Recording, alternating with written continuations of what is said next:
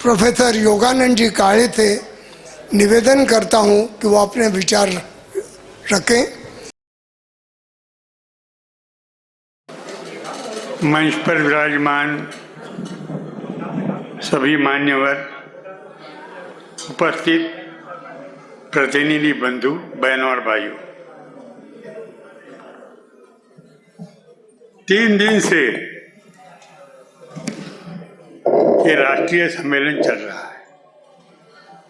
बड़े बारीकाई से मैंने प्रस्ताव पढ़े, बारीकाई से देख रहा हूं।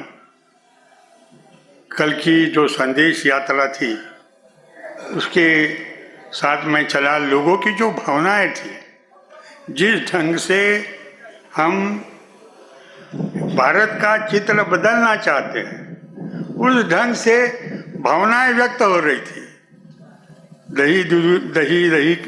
दूध दही के देश में कोका कोला नहीं चलेगा, नहीं चलेगा। ऐसे माहौल में हम कल से है कि हमारा भविष्य हम बनाएंगे। एक समर्थ भारत, संपन्न भारत, स्वाभिमानी भारत हम बनाएंगे। इस भावना से प्रेरित होकर हम काम कर रहे हैं। एक मंत्र है, शांति मंत्र हम कहते हैं, भद्रम कर्णे वितृण्याम देवा भद्रम पश्चे अक्षभी यजत्रा स्थिरैरंगै तष्टवासा तुनभि व्यशेम देवहितम यदायु। यह सब कार्य करता है। मैं ब्राह्मण हूँ और सब उम्र में सबसे बड़ा यहाँ हूँ, 78 चल रहा है।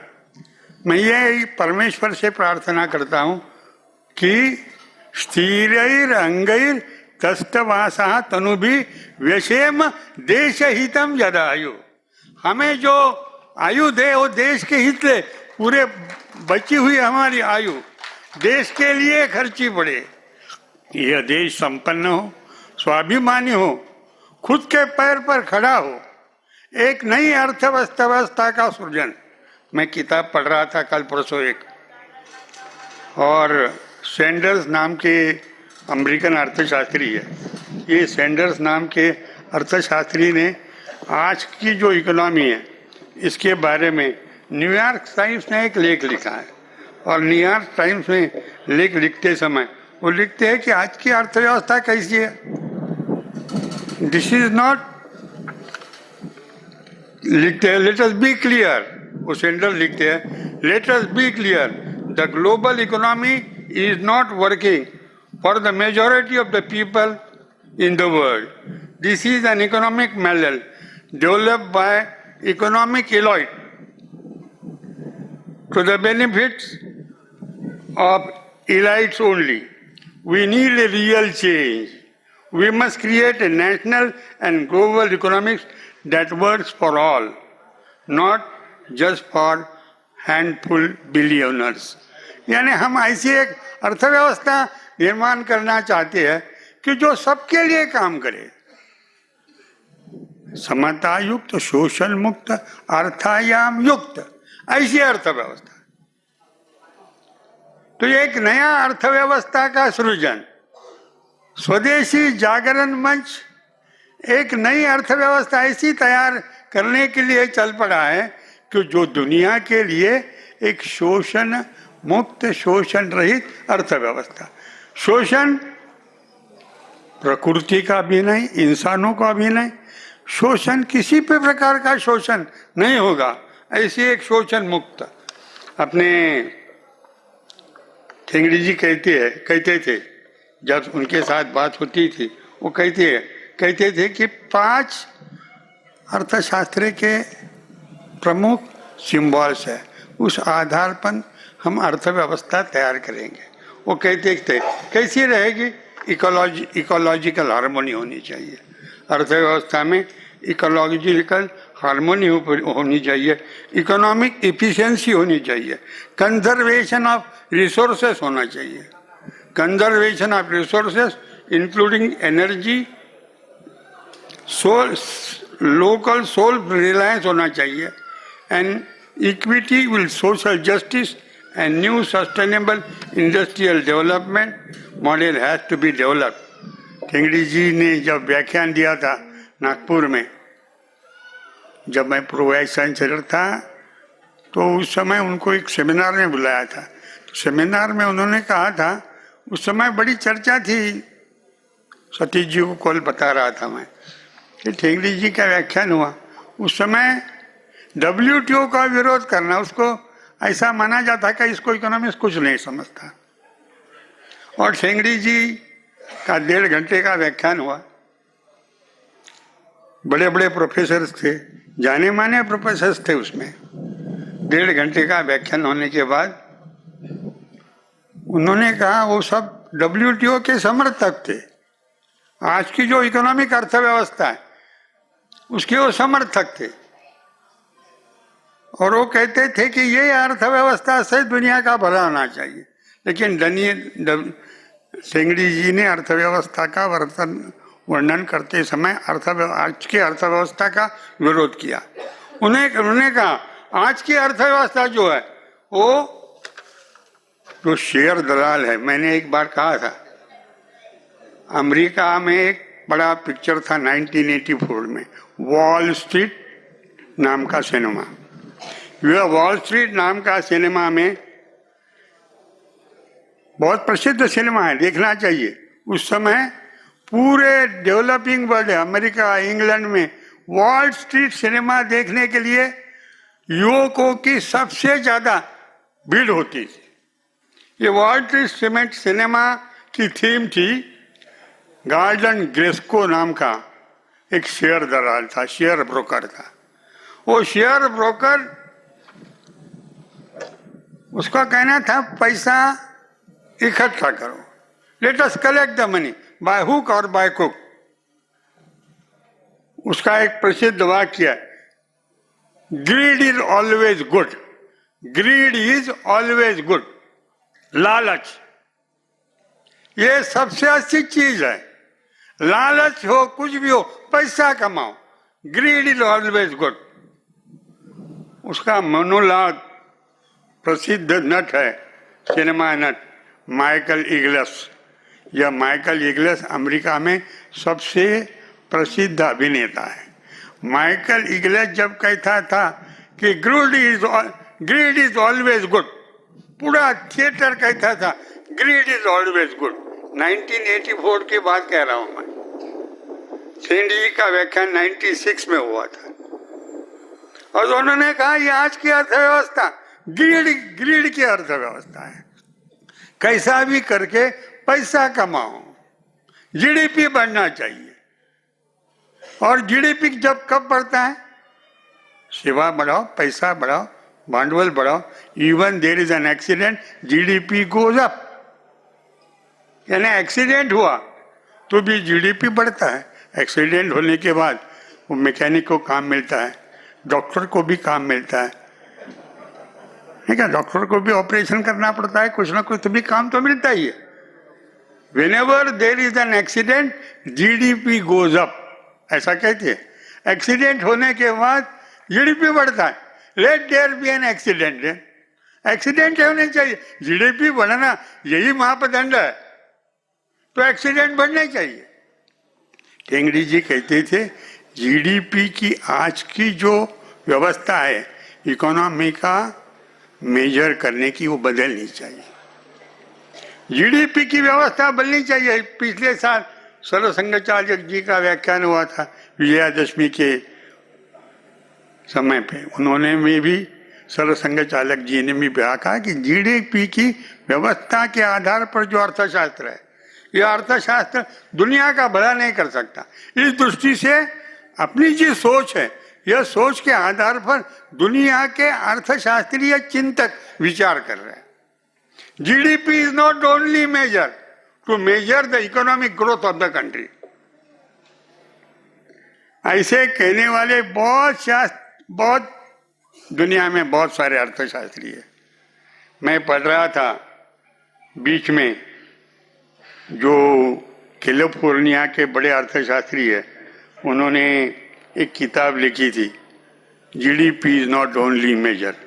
तो वो किताब में उन्होंने लिखा था स्टर्लिन इफेक्ट नाम का, स्टर्लिन नाम के अर्थशास्त्री है, स्टर्लिन इफेक्ट। तो स्टर्लिन इफेक्ट यानी जीडीपी यह अर्थशास्त्र का मापने का मेजर नहीं हो सकता। एक बार टेंगड़ी जी और मेरी बात हो रही थी और बात करते समय उन्होंने कहा वो शिगेतो शिरु नाम का अर्थशास्त्र का नाम, शिगेतो शिरु जापान का अर्थशास्त्री है, उसका नाम सुना है क्या? मैंने कहा सुना है लेकिन किताब नहीं पढ़ी। तो उन्होंने कहा उन्होंने एक नया सूत्र दिया है NNW, नेट नेशनल वेलफेयर।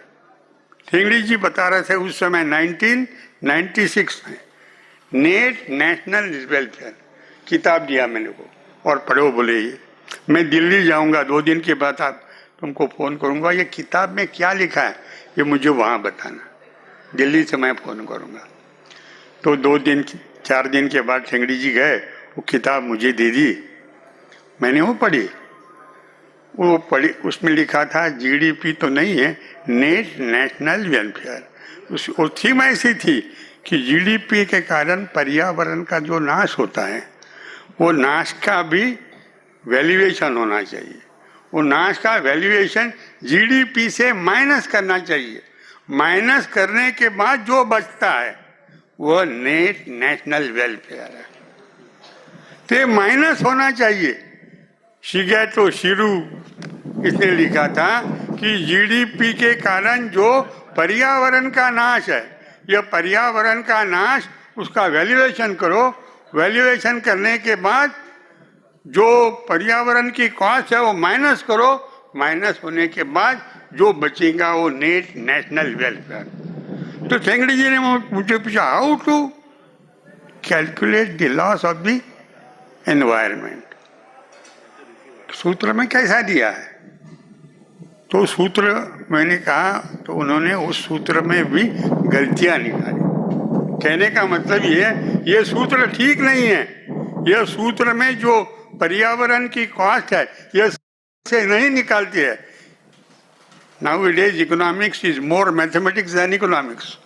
आज का जो अर्थशास्त्र है वो मैथमेटिकल ज़्यादा है, इकोनॉमिक्स कम है। तो इस कारण टेंगड़ी जी ने उस समय 1995 में जो एनवायरनमेंट का लॉस है उसका कैलकुलेशन सबसे ठीक ढंग से टेंगड़ी जी ने पहली बार किया था। तो ऐसे हमारे चिंतक थे। मेरा कहने का मतलब ये जो है हम एक नई अर्थव्यवस्था निर्माण करना चाहते हैं। ऐसी अर्थव्यवस्था अभावो वा प्रभावो वा यस्त्र नास्ते अर्थ कामयो समाजे सापद रूपत्वाम धर्म चक्र प्रवर्तनम।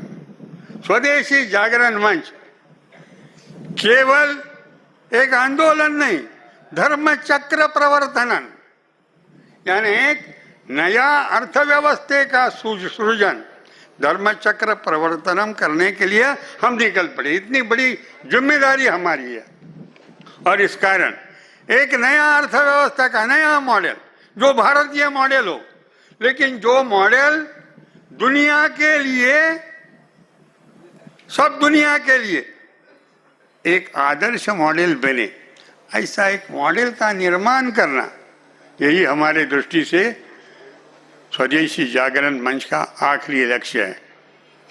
मैं दुनिया के जो आंदोलन चल रहे हैं हमारी दिशा में काम करने वाले, एक सबसे बड़ी खराब हालत है आज के किसान की। किसान सबसे बड़ा, हम चिंतित हैं इस कारण कि किसान की हालत सबसे खराब है। मैं विदर्भ से आया हूँ। विदर्भ में वर्धा नदी नाम की नदी है, उसके किनारे पे जो कपास होती थी वो कपास सबसे अच्छी कपास, वो इंग्लैंड जाती थी, मैनचेस्टर, वहाँ कपड़े बनते थे, वहाँ कपड़े बनने के बाद हिंदुस्तान में आते थे और वो कपड़े यहाँ बेचे जाते थे अच्छे दाम पे। उस समय किसान की हालत बहुत अच्छी थी। वह किसान, वर्धा नदी के किनारे बसा हुआ किसान वह आज आत्महत्या कर रहा है। The Vidarbha has become the graveyard of farmers, यानी फार्मर की, किसानों की दफन भूमि, इस नाम से विदर्भ जाना जा रहा है। जो सोने की भूमि थी वह विदर्भ के किसानों की आत्महत्या करने वाला किसान। ऐसी आज की हालत है। चिड़िया बदली है, चिड़िया कहती है कि चमन बदला है, सितारे कहती है कि गगन बदला है, लेकिन शमशान की खामोशी कह रही है बार बार लाश वही है, सिर्फ कफन बदला है। ऐसी इस किसानों की हालत, कुछ नहीं, सुधार नहीं। आत्महत्या कर रहा था। मैं 1958 में अर्थशास्त्र पढ़ता था, उस समय कहते थे इंडियन फार्मर्स बॉर्न्स इन डेब्ट, लिव्स इन डेब्ट एंड डाइज इन डेब्ट। भारतीय किसान कर्जा लेके जन्मता है, कर्जा लेके ही पूरी जिंदगी बिताता है और कर्जा लेके ही जिंदगी समाप्त करता है। आज के किसान की हालत वैसी है, पूरे कर्ज में डूबा हुआ किसान।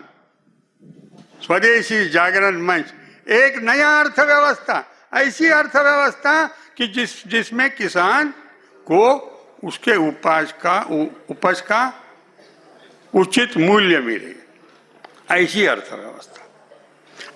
ऐसी अर्थव्यवस्था निर्माण करने के लिए हम वचनबद्ध हैं। और इसी दृष्टि से पूरे दुनिया में किसानों पे कहाँ कहाँ काम चल रहा था। मैं पढ़ रहा था नीदरलैंड में किसान की इंडस्ट्री को सोशल सर्विस इंडस्ट्री, राष्ट्रीय सेवा उद्योग, इस नाम से नीदरलैंड में घोषित किया है। राष्ट्रीय सेवा उद्योग यानी किसान के तरफ देखने का दृष्टिकोण, यह हमारा पेट पालने वाला बेसिक इकोनॉमी का घटक है। उसके तरफ एक उदार दृष्टिकोण से देखना चाहिए। सब्सिडी देते समय हिचकना नहीं चाहिए। एक उदार दृष्टिकोण से देखते हुए किसान को उचित मूल्य मिले। The agriculture should be declared as a national social service industry, a national social service industry. इस दृष्टि से, इस दृष्टिकोण से एग्रीकल्चर की तरफ देखना चाहिए। यूनिवर्सल बेसिक इनकम की बात होती है आजकल, तो यूनिवर्सल बेसिक इनकम किसान को एक मिनिमम स्टैंडर्ड ऑफ लिविंग बिताने के लिए, मिनिमम स्टैंडर्ड ऑफ लिविंग बिताने के लिए उसका आय जो है, उसकी आय बढ़नी चाहिए, उसकी उतनी आय उसे मिलनी चाहिए। इस दृष्टि से एक नया अर्थव्यवस्था का हम विचार कर रहे हैं। और इसी कारण स्वदेशी जागरण मंच जब विचार करता है तो ऐसी अर्थव्यवस्था हम निर्माण करने। मैं अमेरिका गया था बीच में, हार्वर्ड यूनिवर्सिटी में एक सेमिनार था, इकोनॉमिक्स पे सेमिनार था। वहाँ के जो एमए के विद्यार्थी थे, वो एमए के विद्यार्थियों ने सेमिनार को बायकॉट कर दिया। क्यों बायकॉट किया? सेमिनार को बायकॉट कर दिया क्यों? उन्होंने कहा हम ऐसा अर्थशास्त्र नहीं पढ़ना चाहते जो विषमता बढ़ाता है। उन्होंने हेड ऑफ द डिपार्टमेंट को खत लिखा था। वो खत मैं आपको पढ़ के दिखाता हूँ। विद्यार्थियों ने लिखा था, हार्वर्ड यूनिवर्सिटी के विद्यार्थी लिखते हैं, we want to replace this system based on selfishness. आज की जो इकोनॉमिक्स की पूरी भरी परिभाषा है वो सेल्फिश है, जिस परिभाषा के कारण रईस का रईस हो रहा, गरीब की गरीबी बढ़ रही, रईसों की रईसी तो लेता है। We want to replace this system based on selfishness and materialism. We want to change the society caring for each others. We want to change the society caring for each others and caring for the planet. हमको ऐसी अर्थव्यवस्था निर्माण करनी चाहिए कि जो अर्थव्यवस्था एक दूसरे के बारे में सोचती है। इतना ही नहीं, सिर्फ एक दूसरे के बारे नहीं तो प्लेनेट, पूरे पृथ्वी के बारे में, पर्यावरण के बारे में सोचने वाली अर्थव्यवस्था। ऐसी एक, दीनदयाल जी ने उसका नाम दिया, ऐसी एक अर्थायाम युक्त अर्थव्यवस्था। यह अर्थायाम युक्त अर्थव्यवस्था, यह हमारा आखिरी उद्देश्य है। स्वदेशी जागरण मंच एक नई अर्थव्यवस्था, अर्थायाम युक्त अर्थव्यवस्था, यह हमें तैयार करनी है। इसके लिए जो चिंतन है वो चिंतन उदय जी हमें करना चाहिए। ये ठेंगड़ी जी भी बोलते थे कि अर्थव्यवस्था का ये स्वदेशी जागरण मंच, मैंने इससे, हम जो आजकल आंदोलन करते हैं, कार्यक्रम करते हैं, वो कहते थे आंदोलन काय के लिए? आंदोलन संस्था के लिए, स्वदेशी जागरण मंच के लिए। स्वदेशी जागरण मंच काय के लिए? आंदोलन करने के लिए, सृजनात्मक आंदोलन। और ये दोनों काय के लिए? दोनों देश के लिए। आंदोलन और संस्था ये दोनों देश के लिए है। हम देश के बारे में चिंतन करें। इस दृष्टि से हमारे आंदोलन में ये भाव होना चाहिए कि आंदोलन संस्था के विकास के लिए उपयोगी होते हुए देश का विकास, देश हमारे लिए सबसे सुप्रीम है। वेशेम देवहितम यदायु, नहीं देश हितम यदायु। तो ये देश हितम यदायु, यह हमारा ब्रीद वाक्य होना चाहिए। इस दृष्टि से स्वदेशी जागरण मंच का पूरा हमारी जो यात्रा है, इस दृष्टि जो आंदोलन चलते है, जो आंदोलन चलते समय देश हित सबसे सुप्रीम है। देश के लिए हम काम करेंगे और ऐसे एक अर्थव्यवस्था निर्माण करेंगे।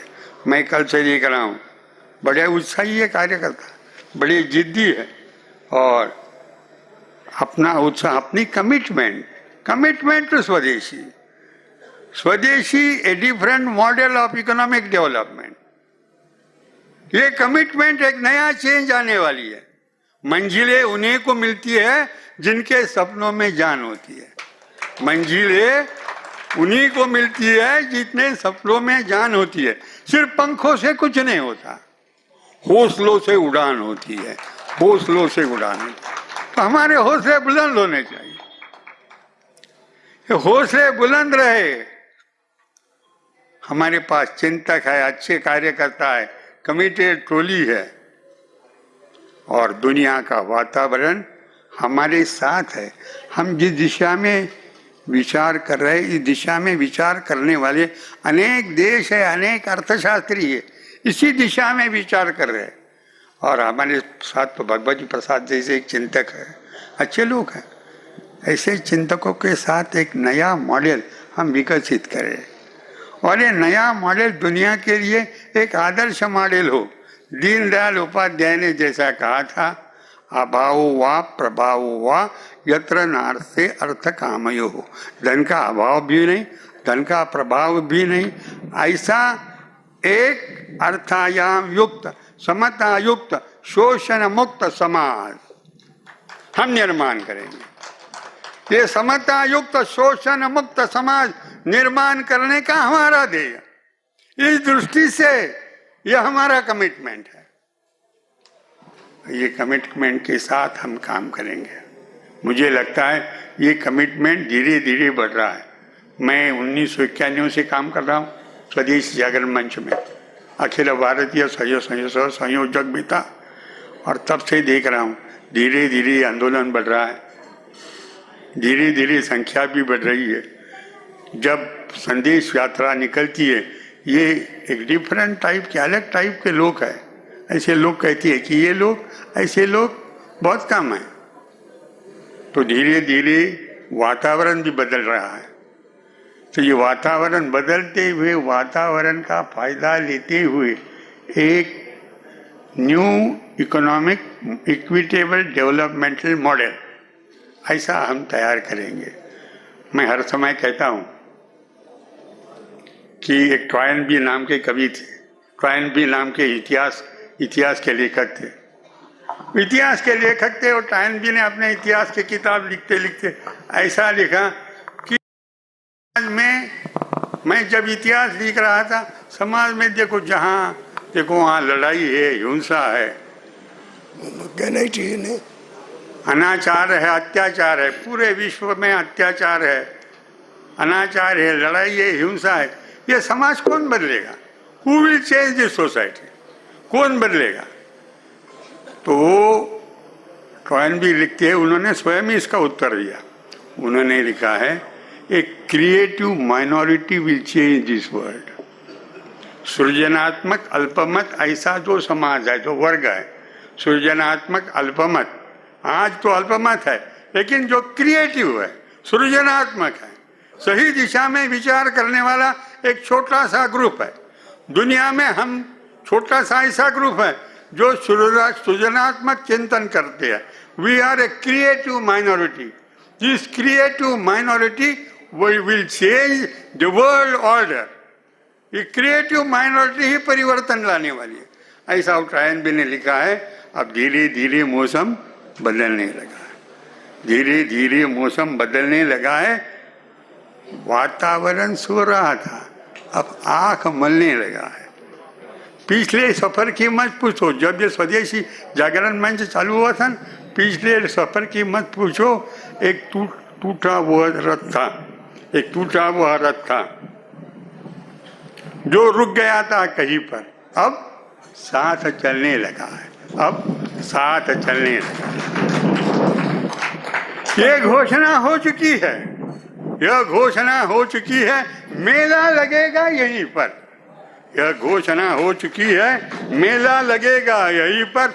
अब हर आदमी घर पहुंचकर कपड़े बदलने लगा है, कपड़े बदलने लगा। इस विश्वास के साथ, आजादी के नेतृत्व में, इस विश्वास के साथ हम एक दुनिया को एक नया विकास का एक आर्थिक मॉडल देंगे,